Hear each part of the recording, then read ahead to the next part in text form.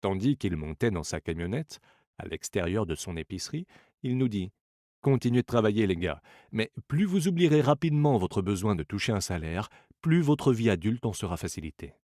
Continuez d'utiliser votre matière grise, de travailler gratuitement, et bientôt votre intelligence vous indiquera des moyens de gagner de l'argent bien au-delà de ce que je pourrais me permettre de vous payer.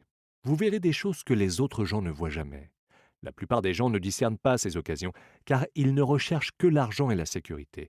Voilà pourquoi ils n'obtiennent que ça. À partir du moment où vous discernerez vraiment ce qu'est une occasion, vous serez capable de voir toutes les autres pour le reste de votre vie. Dès l'instant où vous aurez franchi cette étape, je vous enseignerai autre chose.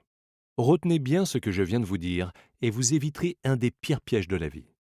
Mike et moi allâmes chercher nos affaires dans le magasin et saluâmes Madame Martin. Nous retournâmes au parc, nous nous assîmes sur le même banc et nous passâmes plusieurs heures à réfléchir et à converser. À l'école, la réflexion et la conversation occupèrent la plus grande partie de la semaine suivante. Pendant 2 autres semaines, nous continuâmes de réfléchir, de parler et de travailler gratuitement.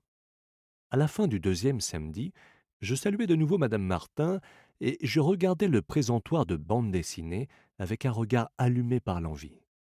Il était très pénible pour moi de ne pas avoir d'argent pour m'acheter des bandes dessinées, vu que je ne gagnais même pas 30 cents par samedi.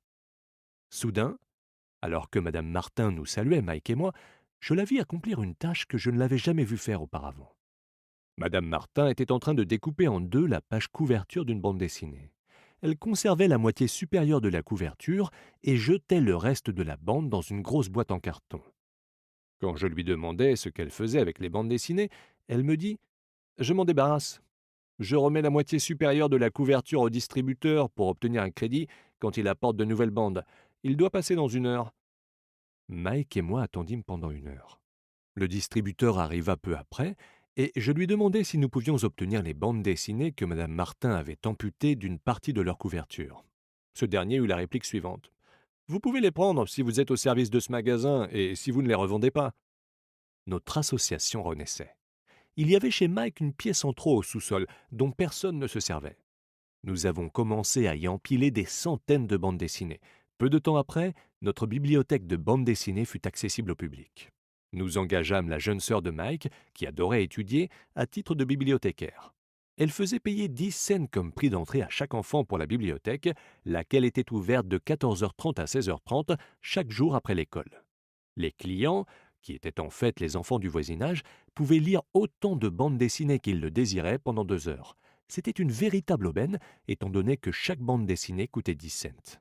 Ils avaient amplement le temps d'en lire 5 ou 6 en l'espace de 2 heures. La sœur de Mike surveillait les enfants quand ils quittaient la bibliothèque, afin de s'assurer qu'ils n'empruntaient aucune bande dessinée. Elle tenait également la comptabilité, notant le nombre d'enfants qui se présentaient chaque jour, leurs noms et leurs différents commentaires. Mike et moi avons fait en moyenne 9,50 $ par semaine au cours d'une période de 3 mois. Nous avons donné à sa sœur 1 $ par semaine et nous lui avons permis de lire les bandes dessinées gratuitement, ce qu'elle faisait rarement étant donné qu'elle étudiait continuellement. Mike et moi respectâmes notre entente en travaillant à l'épicerie chaque samedi et en ramassant toutes les bandes dessinées des autres magasins. Nous avons aussi respecté notre entente avec le distributeur en ne vendant aucune bande dessinée. Nous les brûlâmes lorsqu'elles étaient trop déchirées. Nous essayâmes d'ouvrir une succursale, mais nous fûmes incapables de trouver quelqu'un d'autre d'aussi dévoué que la sœur de Mike, en qui nous aurions pu avoir confiance. Très tôt dans la vie, nous prîmes conscience à quel point il était difficile de s'entourer d'un bon personnel. 3 mois après l'ouverture de la bibliothèque, une bataille éclata quand de petits durs d'un autre quartier s'introduisirent de force dans la pièce. Le père de Mike nous suggéra de fermer notre entreprise de bande dessinée. Nous la fermâmes donc et nous cessâmes de travailler les samedis à l'épicerie. De toute façon, Père Riche était tout excité, car il avait de nouvelles choses à nous enseigner. Il était content, car nous avions très bien assimilé notre première leçon. Nous avions appris à mettre l'argent à notre service. N'étant plus payés pour notre travail au magasin, nous fûmes forcés d'utiliser notre imagination pour trouver un moyen de gagner de l'argent. En créant notre propre entreprise, la bibliothèque de bande dessinée, nous contrôlions nos propres finances et nous n'étions pas dépendants d'un employeur. Le plus extraordinaire dans cette histoire est que notre entreprise générait de l'argent même quand nous n'étions pas présents en personne. Notre argent travaillait pour nous. Il y a 20 ans aujourd'hui, le pouvoir de l'imagination.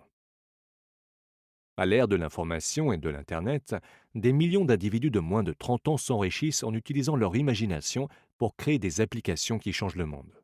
De Facebook à Uber, en passant par Snapchat et autres. Les gens qui ont de l'imagination prospèrent et ceux qui n'en ont pas sont encore à la recherche d'un emploi. Que des robots et la technologie pourraient bientôt leur ravir. Au lieu de nous payer en argent, Père Riche nous avait apporté beaucoup plus.